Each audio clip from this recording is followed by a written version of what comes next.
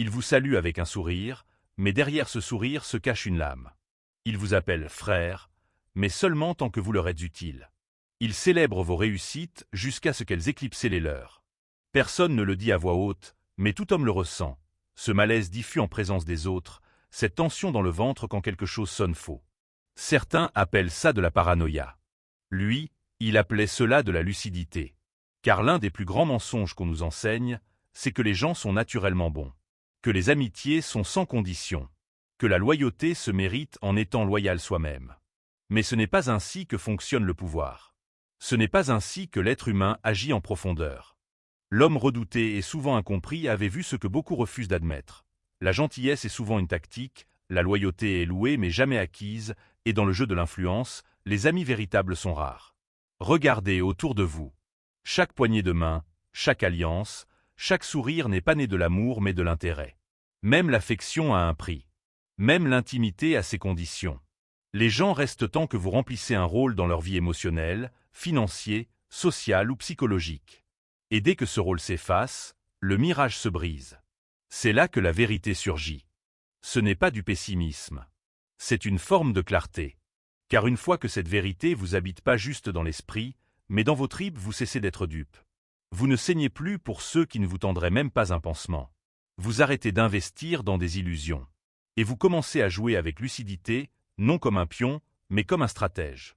Vous vous sentez peut-être seul, mais cette solitude devient une vision. Et dans cette vision naît une force nouvelle, une puissance qui n'a plus besoin d'approbation, qui perçoit à travers les masques, qui avance seule, mais avec discernement.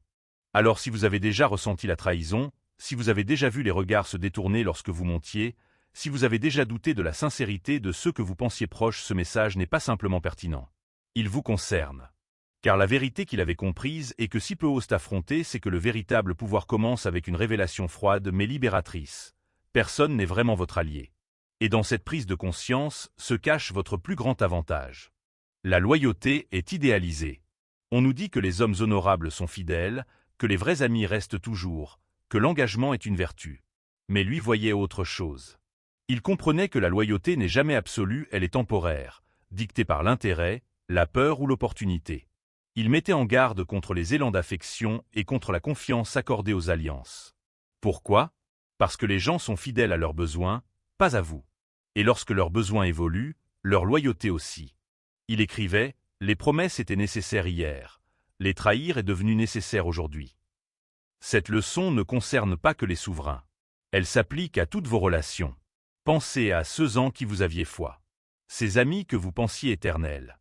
Ces collègues qui vous louaient quand vous étiez à leur niveau. Ce partenaire amoureux qui vous jurait fidélité. Combien ont disparu lorsque vous avez changé? Combien se sont tus quand vous aviez le plus besoin d'eux? On se raconte des histoires pour rendre la vérité supportable. Il est juste occupé. Elle traverse une période difficile. Mais souvent, la réalité est plus simple. Vous ne leur servez plus à rien. Ils ne voulaient peut-être pas blesser. Mais la vérité est rarement douce. Les gens gravitent autour de ce qui les avantage. Et lorsque votre présence ne nourrit plus leur ego, leur statut ou leur sécurité, ils s'éloignent. Machiavel ne détestait pas les gens. Il refusait simplement de les idéaliser. Il voyait la cour de Florence non comme un lieu de vertu, mais comme une scène où chacun portait un masque, où les nobles se flattaient en public et se trahissaient en secret. Et plus vous montiez en puissance, plus les sourires affluaient et avec eux, les poignards dans le dos. Rien n'a vraiment changé. Aujourd'hui encore, la loyauté se cache souvent derrière le masque de l'amitié. Mais observez bien. Cette personne est-elle à vos côtés parce qu'elle croit en vous, ou parce que votre reconnaissance, votre position ou votre appui la rassure? Si votre influence disparaissait demain, serait-elle toujours là? Ce discours ne cherche pas à vous rendre amer. Il veut vous réveiller. Car lorsqu'on comprend que la loyauté est un calcul, et non une vertu morale, on cesse d'en être prisonnier. On ne confond plus commodité et intégrité. On commence à regarder les autres différemment. On ne demande plus « pourquoi m'ont-ils abandonné ?» mais « quelle utilité avais-je pour eux ?» Voilà le premier pas vers la défense stratégique de soi. Il faut rompre avec l'illusion que les gens vous sont fidèles. Ils sont loyaux envers l'image qu'ils se font de vous, envers ce que vous leur apportez. Et lorsque cette illusion se brise, le lien se dissout. Que faire alors? Cessez d'échanger votre loyauté contre de la validation. Ne vous sacrifiez plus pour ceux qui vous considèrent comme un outil. Formez des alliances, pas des chaînes affectives. Offrez de la valeur, sans jamais devenir dépendant. Machiavel enseignait qu'un homme sage avance dans la vie comme un maître d'échecs lucide, non réactif. Il n'est pas les autres pièces du jeu. Il en comprend la fonction. À vous d'en faire autant. Cela ne signifie pas renoncer à l'amour, à l'amitié ou à la communauté. Cela signifie enlever le bandeau, voir les gens tels qu'ils sont, non tels que vous aimeriez qu'ils soient. Car dans un monde rempli de masques, la forme de pouvoir la plus rare n'est pas la manipulation, mais la clarté. Allons plus loin. Avez-vous déjà remarqué à quelle vitesse les gens changent de camp en période de crise? Un mot mal compris, un changement de position sociale, et ceux qui vous admiraient deviennent muets, voire hostiles. Ce n'est pas une trahison, c'est la nature humaine sous pression. Machiavel conseillait aux dirigeants de maintenir leur autorité non par l'amour, mais par une peur mesurée, car la peur est stable là où l'affection vacille. En d'autres termes, les gens sont plus fiables quand ils ont besoin de vous que lorsqu'ils vous apprécient simplement. C'est dur, mais libérateur. Car une fois cette vérité intégrée, vous arrêtez de souffrir pour ceux qui ne vous aiment que par beau temps. Vous cessez de vous expliquer à ceux qui ne veulent pas vous comprendre. Et surtout, vous n'êtes plus surpris quand la loyauté s'évapore en même temps que votre utilité. Vous commencez à agir en stratège bienveillant, mais pas dupe, ouvert, mais lucide, généreux, mais impossible à exploiter. Voici la première règle du pouvoir selon Machiavel, ne comptez jamais sur la loyauté. Connaissez sa date d'expiration. Personne n'est vraiment votre ami, pas au sens où vous l'espérez. Mais une fois cette vérité acceptée, pleinement intégrée, vous accédez à la puissance la plus redoutable, la liberté face aux illusions. On nous apprend dès l'enfance que la gentillesse est une vertu, un bien universel. Qu'être aimable garantit un retour favorable. Qu'en étant doux, accommodant et agréable, on gagne le respect et l'accès aux opportunités. Mais Machiavel savait autre chose. Il savait que lorsqu'elle n'est pas maniée avec discernement, la bonté est souvent perçue comme une faiblesse. Dans le monde du pouvoir, la gentillesse n'est pas admirée, elle est exploitée. Il ne s'agit pas ici d'un appel à la cruauté. C'est un avertissement. Si votre bienveillance n'est pas soutenue par la force, elle devient une chaîne autour de votre cou. Nous avons tous vu ce scénario. L'homme qui se plie en quatre pour satisfaire les autres, toujours conciliant, toujours prêt à dire oui. Il pense être noble. Il croit mériter l'amour. Mais en profondeur, un tout autre processus est en marche. Les gens commencent à le percevoir comme inoffensif, prévisible, remplaçable. Ils finissent par attendre sa soumission. Ils testent ses limites. Il rit de son silence. Et plus il s'efforce de plaire, plus il disparaît aux yeux des autres. Machiavel aurait qualifié cela de faille fatale, car c'est remettre son pouvoir entre les mains de ceux qui s'en soucient le moins. Quand vous misez tout sur la gentillesse en espérant qu'elle vous protège, vous devenez un outil, un marchepied, un souvenir vite effacé.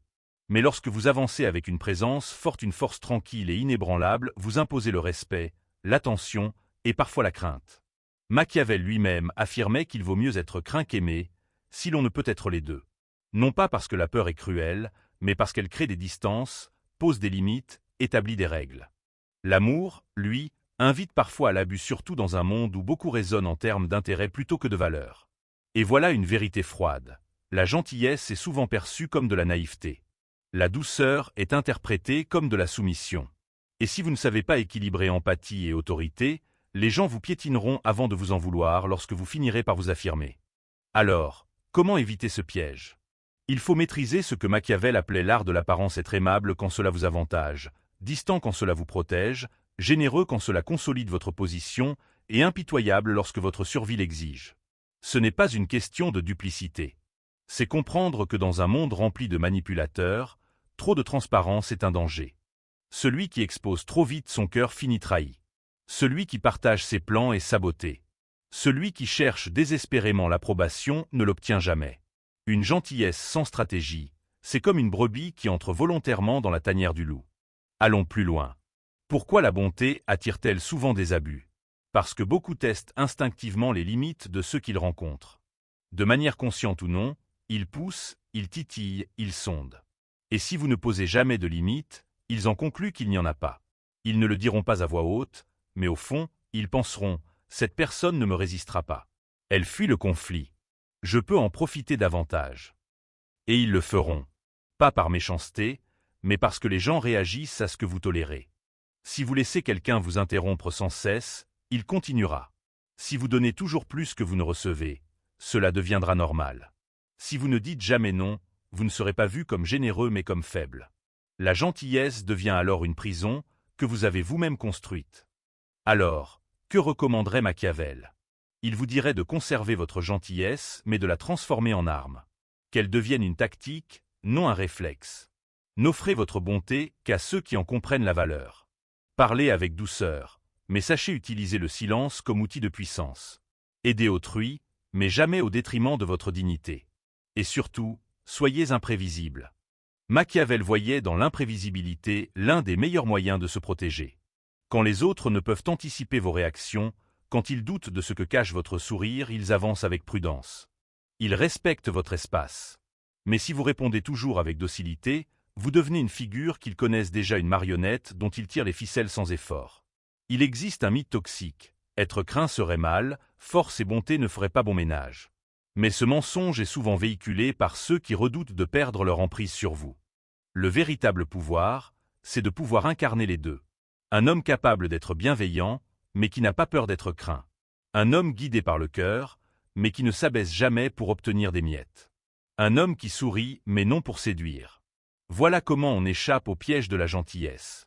Non en devenant dur, mais en devenant souverain. Gardez ceci à l'esprit, votre bonté doit être un don, pas une dette. Votre empathie doit être une décision, pas une attente. Et votre estime, un privilège à gagner, jamais une évidence. Car quand la douceur s'allie à la force, elle devient puissante. Mais lorsqu'elle est seule, elle devient une prison. La trahison ne vient pas d'inconnus. Elle naît des rires partagés, de la confiance accordée, des protections offertes. Et c'est précisément ce qui la rend si douloureuse. Ce n'est pas une attaque frontale, c'est un poison lent derrière un visage familier. Machiavel avait compris une vérité que beaucoup refusent encore. La loyauté n'est pas éternelle. Elle est conditionnelle, fragile et toujours négociable. L'idée que vos amis, vos partenaires, même vos confidents les plus proches puissent un jour se retourner contre vous est perturbante, mais aussi libératrice. Car une fois la psychologie de la trahison comprise, on ne cherche plus de fidélité absolue, on construit une stratégie inviolable. Regardons cela de plus près. L'être humain est, par nature, opportuniste. Nous cherchons confort, sécurité, reconnaissance, pouvoir et nous changeons de camp dès qu'une voie plus avantageuse se présente. On enrobe cela de principes, de morale, de nobles intentions. Mais au fond, c'est simple, les gens suivent l'intérêt. Et l'intérêt change. Un jour, vous êtes le pilier, celui autour duquel tout gravite. Le lendemain, un autre surgit plus utile, plus menaçant, plus convoité. Et alors, la loyauté glisse doucement, instinctivement. Cet ami qui vous louait commence à parler dans votre dos. Cet allié fidèle devient silencieux. Cet amour éternel s'éloigne, le regard ailleurs. Ils ne vous trahissent pas parce que vous les avez déçus. Ils vous trahissent parce qu'ils pensent pouvoir obtenir davantage ailleurs. Et peu importe le passé partagé. Dans le monde du pouvoir, l'histoire n'est qu'un souvenir et elle est facilement réécrite quand cela sert la survie. Machiavel avertissait, ne comptez jamais uniquement sur l'affection. Il conseillait aux souverains et par extension à toute personne détenant du pouvoir de toujours envisager la trahison comme une éventualité. Non pas pour devenir paranoïaque, mais pour rester lucide. L'erreur la plus grave, c'est de croire que la loyauté est éternelle. Voici la réalité. Lorsque votre pouvoir décline, leur fidélité s'efface. Lorsque vous ne leur êtes plus utile, leur présence s'estompe. Quand la jalousie monte, leur envie de vous voir échouer suit. Ce n'est pas du cynisme, c'est du réalisme psychologique. Chacun porte en lui des zones d'ombre, des désirs cachés de domination, de reconnaissance, de vengeance. Même votre ami le plus proche peut nourrir une rancune silencieuse, une jalousie qu'il n'osera jamais exprimer. Il vous sourit, vous soutient, partage vos rires, mais dans son fort intérieur, il espère votre chute. Non pas parce qu'il vous hait, mais parce que votre lumière menace sa propre estime. Et si un jour l'occasion se présente de s'élever, en vous éteignant, beaucoup la saisiront. Alors, que faire? Premièrement, cessez d'idéaliser les gens. Quand vous placez quelqu'un sur un piédestal, vous lui donnez un pouvoir qu'il ne mérite pas. Quand vous attendez la pureté, vous ignorez les signaux d'alarme. Quand vous supposez la loyauté, vous baissez la garde. Apprenez plutôt à observer les comportements sur le long terme. Vous soutiennent-ils uniquement quand cela les arrange? Parlent-ils de vous différemment en privé? Compétitionnent-ils avec votre succès au lieu de le célébrer? Ce ne sont pas de simples détails, ce sont des signes avant-coureurs de trahison. Deuxièmement, bâtissez de l'influence. Ne vous appuyez pas uniquement sur les liens affectifs. Développez votre valeur compétence, réseau, ressources. Quand votre présence devient indispensable, vous devenez bien plus difficile à trahir. Car vous perdre aurait un coût. Machiavel savait que le véritable pouvoir ne repose pas sur les émotions, mais sur le contrôle. Pas sur l'amour, mais sur la nécessité. Troisièmement, ne réagissez pas avec émotion. Lorsqu'une trahison survient, et cela arrivera, ne vous écroulez pas. Ne suppliez pas. Ne cherchez pas de justification. Comprenez ce que c'est réellement, un changement dans la dynamique du pouvoir. Puis, agissez avec stratégie. Repliez-vous. Réévaluez. Renforcez-vous. Ne laissez pas un traître vous aveugler face à l'ensemble du jeu. Car voilà une vérité que beaucoup refusent d'affronter. La trahison fait partie de la vie. Vous ne pouvez l'éviter. Vous pouvez seulement vous y préparer. Alors je vous pose ces questions en toute honnêteté. Qui, dans votre entourage, profite de votre silence? Qui se sentirait soulagé si vous chutiez? Qui gardez-vous près de vous simplement parce que la vérité serait trop dure à affronter? Prenez le temps d'y réfléchir. Ce ne sont pas des accusations, mais des appels à la conscience de soi. Et si vous avez déjà connu la trahison, racontez-le. Non pas pour susciter la pitié, mais pour en tirer votre force. Car votre douleur porte du pouvoir, et vos cicatrices ne sont pas des failles, ce sont des boucliers. Si vous lisez ceci et croyez encore que la fidélité est acquise, posez-vous cette question. Si tout ce que vous apportez disparaissait demain, qui resterait? Voilà votre réponse. Voilà votre vérité. Et si vous vivez encore dans l'illusion que le monde est juste, que votre bonté vous assurera la loyauté, que vos amis resteront fidèles lorsque les équilibres de pouvoir changeront, alors vous ne vivez pas dans le réel. Vous vivez dans le rêve contre lequel Machiavel nous avait mis en garde. Vous entrez dans la pièce, et soudain le silence s'installe. Pas par respect, ni par admiration, mais parce que votre présence rappelle aux autres leur propre petitesse. Le pouvoir isole non par choix, mais par essence. Et plus vous montez, plus vous comprenez. Personne n'applaudit quand le roi entre. On s'incline ou on prépare des intrigues. Machiavel avait perçu ce paradoxe cruel. Il mettait en garde les dirigeants contre la dépendance à l'affection, contre la recherche de réconfort dans l'opinion publique et contre la confusion entre proximité et loyauté.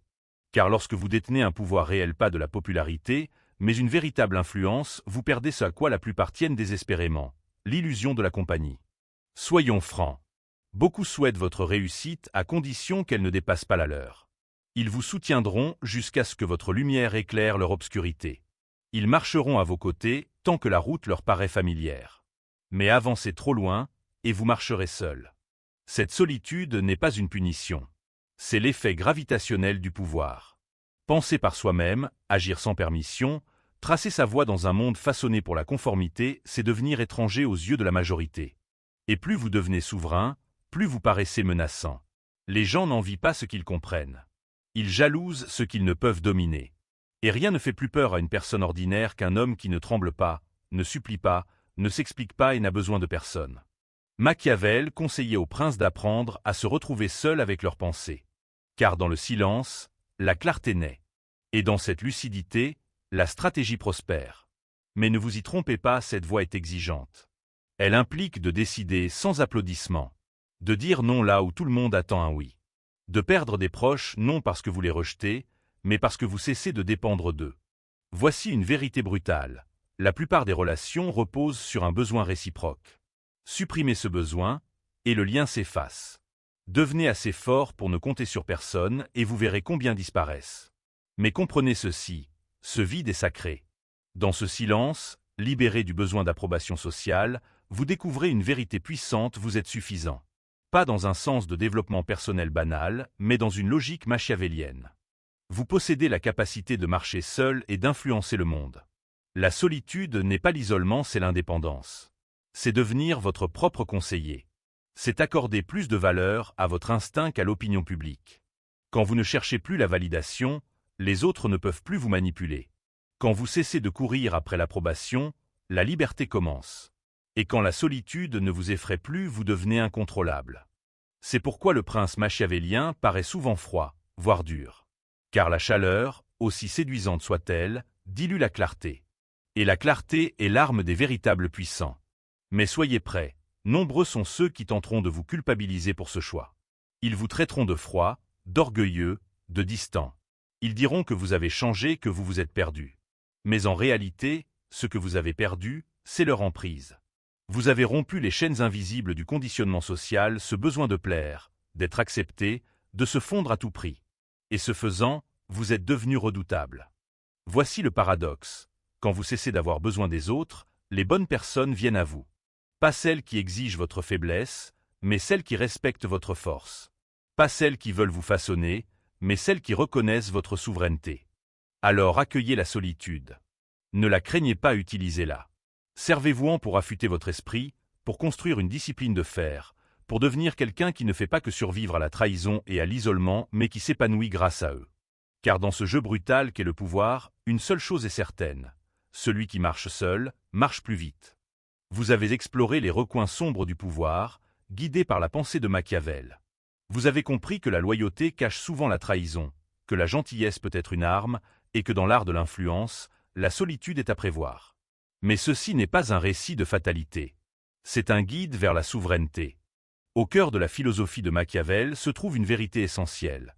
La confiance est une force, mais elle doit être maniée comme une lame à double tranchant. Pour survivre, vous devez non seulement discerner qui la mérite, mais aussi vous protéger de ses dangers. La confiance sans stratégie est faiblesse. La confiance sans protection de soi est abandon. Soyez le renard qui détecte les pièges et le lion qui fait fuir les prédateurs.